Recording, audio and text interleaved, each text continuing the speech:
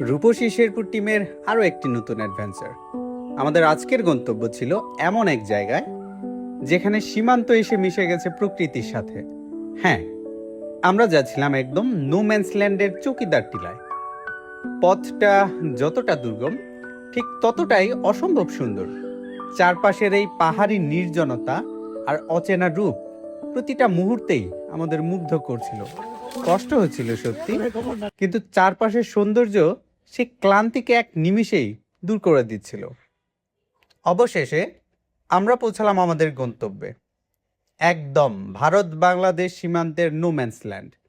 চোখের সামনে ভেসে উঠল অদেখা এক স্বর্গীয় রূপ, অবারিত সবুজ আর পাহাড়ের এই মেলবন্ধন না দেখলে বিশ্বাস করা কঠিন। আমাদের টিম এই অদেখা প্রাকৃতিক সৌন্দর্য মন ভরে উপভোগ করেছে। শেরপুরের বুকেই লুকিয়ে আছে এমন কত শত রূপ। নিজের জেলাকে নতুন করে চেনার এই আনন্দটাই আলাদা। আমাদের এই দুর্গম কিন্তু দারুণ যাত্রা আপনার কেমন লাগলো জানাতে পারেন কমেন্টে। ধন্যবাদ।